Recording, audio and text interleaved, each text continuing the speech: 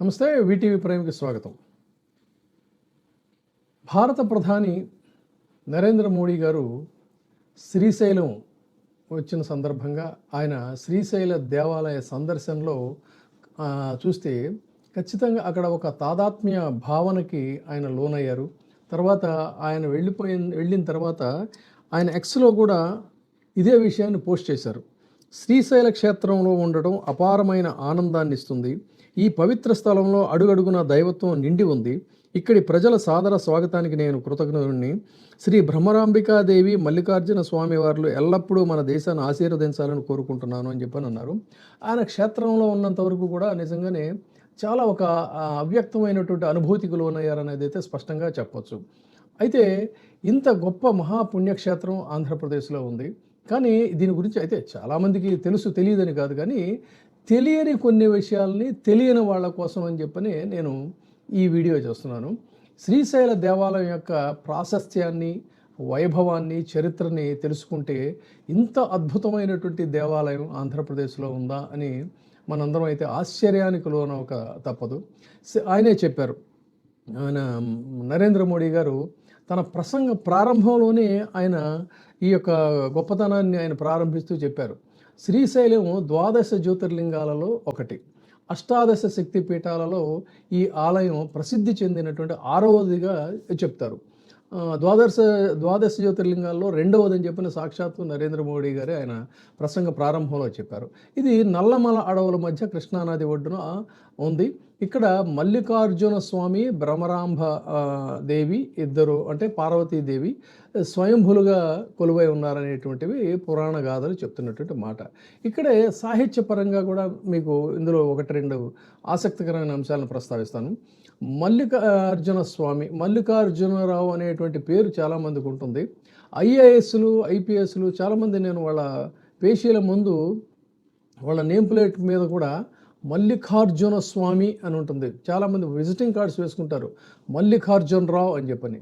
మల్లికార్జునరావు అనేటువంటిది కరెక్టేనా అనేది తర్వాత మనం ప్రస్తావిద్దాం. ఇదే ఈ స్వామివారి పేరు నుంచే వచ్చింది. సో వీరిద్దరూ స్వయంభూలు అన్నారు.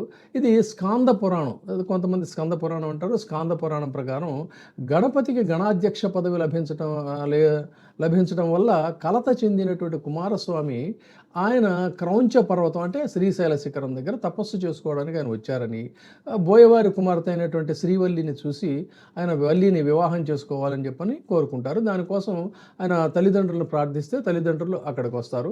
వచ్చిన తర్వాత వారి కోరిక మేరకు ఆయన శివుడు జ్యోతిర్లింగ రూపంలో ఇక్కడ మల్లికార్జునుడిగా ఆవిర్భవించాడు అనేటువంటిది ఒక కథ అయితే, మరొక కథన ప్రకారం ఏంటంటే చంద్రావతి అనేటువంటి రాజకన్య, గుహలోని రాజకన్య అని కూడా ఈమెని పిలుస్తారు.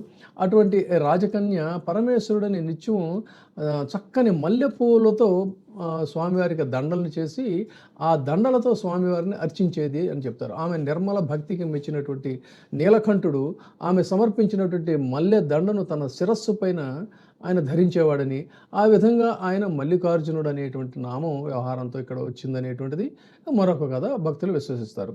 ఇక భ్రమరాంబదేవి అంటే శక్తిపీఠం.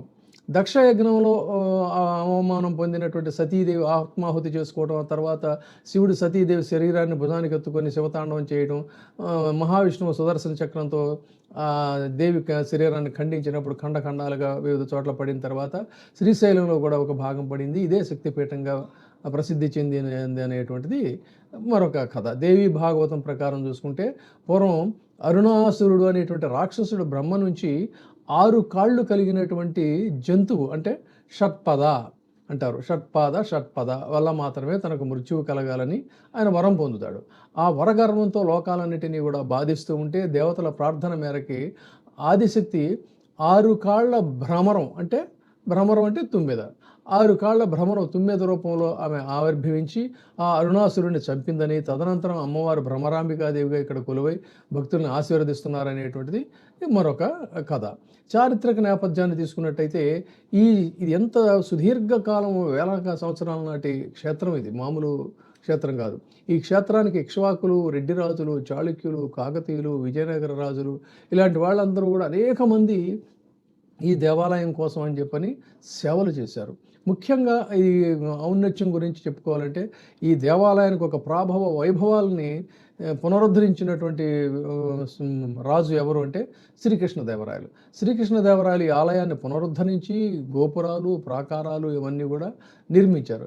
మరి శివాజీ, ఛత్రపతి శివాజీకి ఇక్కడికి ఉన్నటువంటి సంబంధం ఏంటి?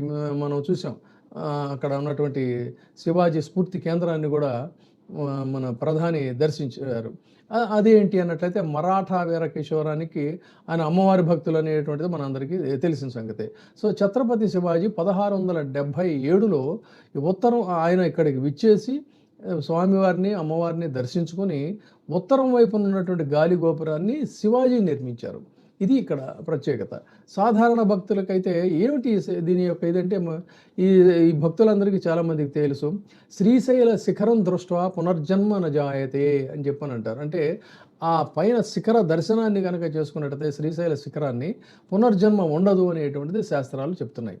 ఇక ఇవన్నీ ఇలా ఉంటే జగద్గురు ఆదిశంకరాచార్యుల వారి యొక్క మహాద్భుత రచనల్లో గొప్ప రచన అయినటువంటిది ఏంటి అన్నట్టయితే ఒకటి శివానందలహరి, ఒకటి సౌందర్యలహరి, ఒకటి శివానందలహరి. సౌందర్యలహరి కూడా ఆయన ఇక్కడే రాశారని అంటారు, కాదు కాశీలో రాశారని చెప్పని, కర్ణాటకలో రాశారని రకరకాలుగా ఉన్నాయి, దానికైతే ఇది లేదు. కానీ బట్ శివానందలహరి వారు ఇక్కడే రాశారు అనే సాక్షాత్తు శివుని అవతారంగా ఆయన్ని అక్కడ భావిస్తారు. కాబట్టి ఈ శ్రీశైల క్షేత్రాన్ని దర్శించి అక్కడ ద్వాదశ జ్యోతిర్లింగాల స్తోత్రంలోనే ఈ మల్లికార్జున స్వామి గురించి ఆయన శివానందలహరి రాశారు. శ్రీచక్రం కూడా ఆయన అక్కడ ఏర్పాటు చేసిన సంగతి కూడా తెలిసిందే.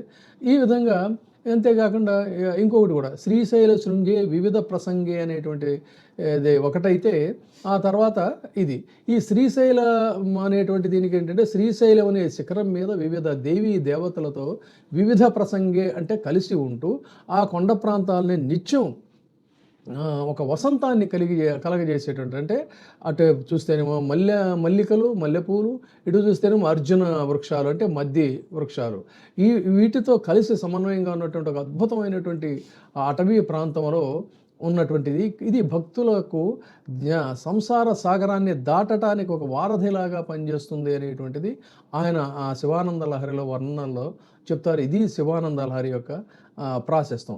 ఇక్కడే మళ్ళీ మనం మల్లికార్జున అనే దానికే వద్దాం. చాలామందికి ఏంటంటే వాళ్ళు ఐఏఎస్లు, ఐపీఎస్లు అయినా కూడా మరి బహుశా ఎందుకు పెట్టుకుంటారో తెలియదు, మల్లికార్జునరావు అంటారు. మల్లికార్జునరావు కాదు, మల్లికార్జునరావు అంటే మల్లిక ప్లస్ అర్జునుడు, మల్లిక ప్లస్ అర్జునుడు మల్లికార్జునుడు. కాబట్టి ఇది మల్లికార్జునరావు. ఒకవేళ ఎవరైనా మల్లికార్జునరావు అని రాసుకునేటట్టయితే దాన్ని సవరించుకుంటే బాగుంటుంది. ఇక మరొకటి భాషాపరంగా కూడా చిన్న కరెక్షన్స్తో ఉండేది ఏంటంటే ఫాలధార, పంచధార. దీన్ని అక్కడ ప్రతి ఒక్కరూ కూడా ఈ ఫాలధార, పంచదార ప్రాంతాలకు వెళ్తారు.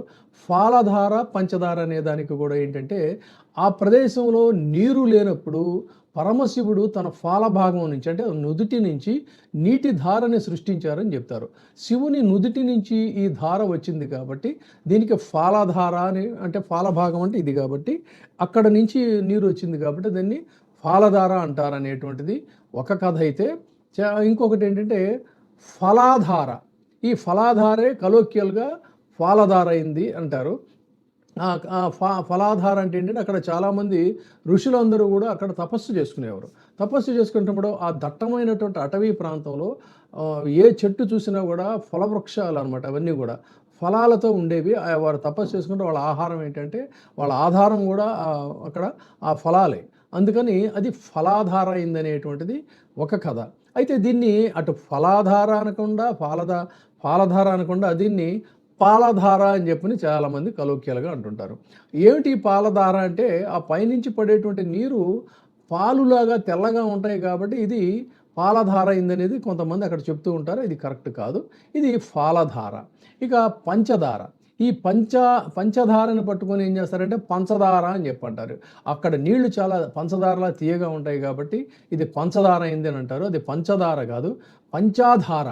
పంచాధార అంటే ఆ కొండ పగుళ్లలో నుంచి పాలధార జలం 5 ధారలుగా అంటే పంచధారలు 5 ధారలుగా ఉరికి వస్తుంది. అయితే ఇక్కడ విచిత్రం ఏంటంటే ఈ జలాలు ఏ కాలంలోనైనా సరే చల్లగా స్వచ్ఛంగా ప్రవహిస్తూ ఉంటాయి. ఇది ఈ ధారల యొక్క విశేషం. అంతేకాకుండా ఈ 5 ధారల్లో నీరు ఒక్కొక్కటి ఒక్కో రకమైనటువంటి రుచి ఉంది అని చెప్పని భక్తులు విశ్వసిస్తారు. ఇది ఇక జగద్గురు ఆదిశంకరాచార్యుల వారు కూడా ఈ ప్రాంతంలోనే కొంతకాలం ఉన్నారని, ఆయన అక్కడ తపస్సు ఆచరించారని, ఆ సందర్భంలోనే ఈ సౌందర్యలహరి అనేది వచ్చిందనేది కూడా చెప్తుంటారు. ఇక్కడ మరొక ప్రత్యేకమైనది ఏంటంటే, సరే ఇది ఎప్పుడు ఈ దేవాలయాన్ని ఎప్పుడు నిర్మించారు అనేటువంటి దానికి ఒక యుద్ధమైనటువంటి ఇది లేదు. ఎందుకంటే పురాణ కాలంలో శ్రీశైల 12 జ్యోతిర్లింగాల్లో ఒకటైనటువంటిది, అష్టాదశ శక్తిపీఠాల్లో ఒకటి కాబట్టి ఈ క్షేత్ర ప్రస్తావన త్రేతాయుగంలో శ్రీరాముడు దర్శించాడని, ద్వాపర యుగంలో పాండవులు దర్శించారని కూడా చెప్తూ ఉంటారు. పురావస్తు అధ్యయనాల ప్రకారం శ్రీశైలం వివిధ ప్రాంతాల్లో దాదాపు 30,000 నుంచి 40,000 సంవత్సరాల నాటి రాతి ఉపకరణాలు, అంటే స్టోన్ ఇంప్లిమెంట్స్ అంటారు వీటిని, ఈ స్టోన్ ఇంప్లిమెంట్స్ కూడా అక్కడ లభించాయనే తెలుస్తుంది. శాతవాహనుల కాలంలో చూసుకుంటే శిలాశాసనాల ఆధారంగా శ్రీశైలం చరిత్ర శాతవాహనులు అంటే క్రీస్తు పూర్వం 2వ శతాబ్దం లేదా 3వ శతాబ్దం కాలం నాటికి ఒక పవిత్ర పర్వతంగా ఇది ప్రసిద్ధి చెందిందనేది చెప్తారు. సరే, ఇదంతా ఆ చరిత్రలోకి అంత వెళ్లకుండా దీన్ని పునరుద్ధరించింది, గాలిగోపురాలు, ప్రాకారాలు ఇవన్నీ కట్టింది మాత్రం ఏంటంటే ప్రధానంగా చూసుకుంటే శ్రీకృష్ణదేవరాయలు 6వ శతాబ్దం నుంచి ఈ నిర్మాణాలన్నింటినీ కూడా ఎక్కువగా డెవలప్ అయినాయి అనేటువంటిది చెప్తుంటారు. ఇక్కడ దర్శించాల్సిన మరొకటి ఏంటంటే సాక్షి గణపతి ఆలయం. సాక్షి గణపతి ఆలయం ఏంటంటే శ్రీశైలం ప్రధాన ఆలయానికి సుమారు ఇది 2 కిలోమీటర్ల దూరంలో ఉంటుందని చెప్పని చెప్తుంటారు. నేను కూడా చూశాను. అయితే ఇక్కడ వినాయకుడిని దర్శించకుండా స్వామివారిని దర్శిస్తే ఆ యాత్ర పూర్తి కాదనేటువంటిది భక్తుల విశ్వాసం. ఎందుకంటే ఆయన అక్కడ మనం దర్శించుకున్నటువంటి దీనికి ఆయన ఒక సాక్షిగా చెప్తాడు. అందుకని చెప్పని ఆ విగ్రహంలో ప్రత్యేకత కూడా ఆ విధంగానే ఉంటుంది. ఏంటంటే ఆయన కూర్చున్న భంగిమలో ఉండి చేతిలో ఒక గ్రంథం పట్టుకొని ఉంటారు. అంటే వచ్చిన వాళ్ళ యొక్క పేర్లు, గోత్రాలు ఇవన్నీ కూడా ఆయన నమోదు చేసుకుంటారు అనేటువంటిది భక్తుల విశ్వాసం. శిఖరం గురించి చెప్పుకోవాలంటే ఇది అత్యంత శ్రీశైలంలో ఎత్తైనటువంటి శిఖరంపై ఉన్న ఆలయం కాబట్టి ఈ క్షేత్రం ప్రధాన ఆలయం సుమారు 10 కిలోమీటర్ల దూరంలో ఉంటుంది. ఇక్కడ కొలువైనటువంటి ఈ స్వామిలో కూడా ఒక అవ్యక్తమైనటువంటి తేజస్సు కనిపిస్తుందనేటువంటిది భక్తుల విశ్వాసం. బహుశా అది చూసేనేమో ఆయన కూడా అంత తాదాత్మ్య భావానికి లోనయ్యారు. ఇంకా ఇది చాలా అనేక విశేషాంశాలు అన్నీ కూడా ఉన్నాయి. కానీ ఈ విశేషాంశాలలో ప్రధానంగా మనం దర్శించినప్పుడు మాత్రమే ఆ అనుభూతి పొందగలుగుతాం. ఇప్పుడు ఈ సందర్భం ఏంటంటే ప్రధాని దర్శించి ఆయన ఒక అవ్యక్తమైనటువంటి అనుభూతికి లోనైన సందర్భంలో ఈ 4 విషయాలు కూడా మనం షేర్ చేయాలని అనిపించింది. Thank you. ఇప్పుడే సబ్స్క్రైబ్ చేయండి, లైక్ చేయండి, షేర్ చేయండి. వే టీవీ ప్రైమ్, నీ ఉత్తమాభిరుచుల సమ్మేళనం.